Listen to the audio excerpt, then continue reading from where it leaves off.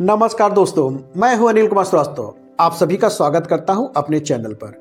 मित्रों, एक और आईपीओ आ रहा है 13 जनवरी 2025 में, जिसको कवर करने के लिए हम आपके लिए आए हैं। हम इसके सारे डिटेल्स को आपके सामने शेयर करेंगे, इसके जीएमपी भी शेयर करेंगे। तब तक आप अगर हमारे चैनल को सब्सक्राइब नहीं किए हैं, चैनल पर नए हो तो सब्सक्राइब कर लें, और अगर आपने लाइक नहीं किया हो तो लाइक कर लें। यहाँ लक्ष्मी डेंटल, आइए इसके डिटेल्स को देखते हैं। तो कंपनी अपना आईपीओ लेकर के आ रही है हमारे बीच 13 जनवरी से लेकर के 15 जनवरी के बीच, यानी 15 जनवरी शाम 5 बजे तक हम लोग इसमें बिड कर सकते हैं। 16 जनवरी 2025 में कंपनी ने अपना अलॉटमेंट डेट रखा है, और 17 जनवरी में कंपनी ने अपना फंड रिफंड डेट रखा हुआ है, यानी जिन्हें नहीं मिलेगा उनके पैसे रिटर्न हो जाएंगे। 20 जनवरी यानी मंडे में ही कंपनी ने, यानी इस मंडे में ओपन हो रही है, और अगले मंडे में कंपनी की लिस्टिंग डेट है, यानी 20 जनवरी में कंपनी ने अपना लिस्टिंग डेट रखा है, और ये NSE BSE दोनों में ही लिस्ट हो रही है। कंपनी का फेस वैल्यू है ₹2 पर शेयर। प्राइस बैंड कंपनी ने रखा है 427 से लेकर के 428 रुपये तक।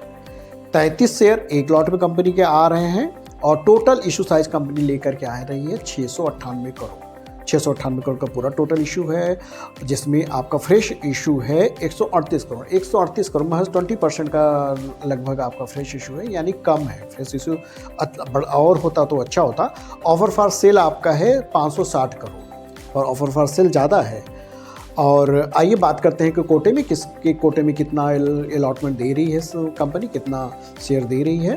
तो QIB कोटे में है 75% कोटा है, रिटेल इन्वेस्टर को महज 10% का कोटा है।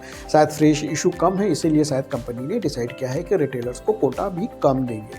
HNI कोटा है 15%, और रिटेल इन्वेस्टर में देखते हैं तो रिटेल इन्वेस्टर और स्मॉल HNI कितने से कितना लॉट बिड कर सकते हैं। रिटेल कोटे में आप एक लॉट से लेकर के 14 लॉट लगा पाएंगे, जिसका वैल्यू इन रुपीज़ में होगा 14,124 रुपये से लेकर के 1,97,736 रुपये तक।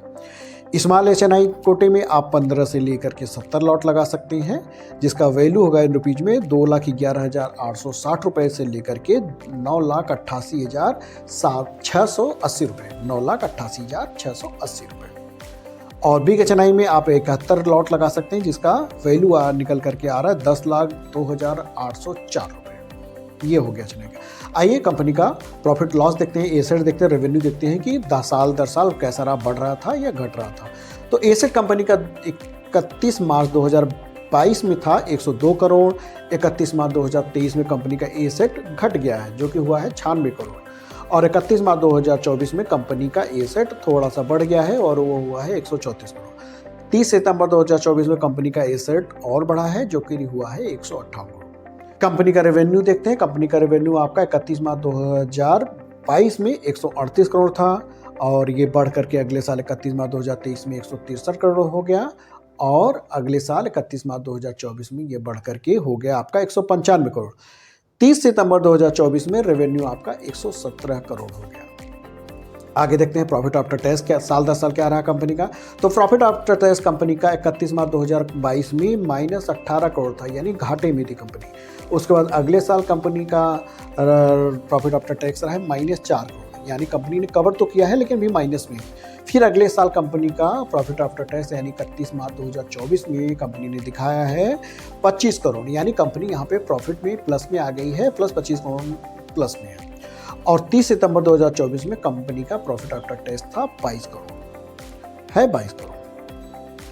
नेटवर्थ कंपनी का 31 मार्च 2022 में 22 करोड़, अगले साल ये थोड़ा सा और कम हो गया 19 करोड़, और 31 मार्च 2024 में कंपनी का नेटवर्थ बढ़ा है और हुआ है 44 करोड़। 30 सितंबर 2024 में कंपनी का नेटवर्थ हुआ है 67 करोड़।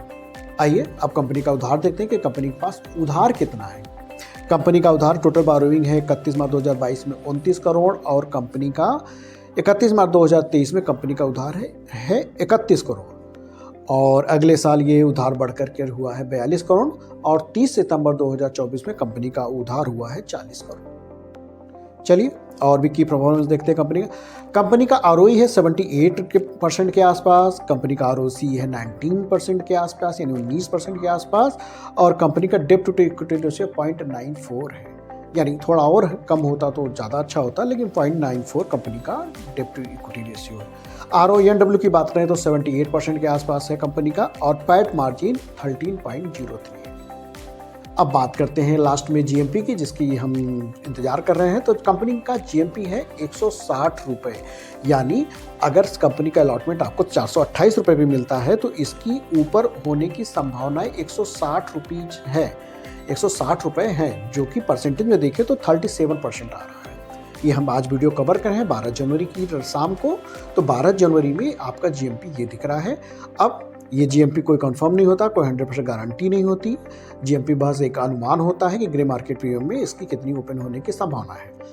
आप इसमें बिड कर रहे हैं तो जरूर अपने फाइनेंशियल एडवाइजर से सलाह जरूर ले लें कि हमें इसमें लगाना चाहिए या नहीं लगाना चाहिए।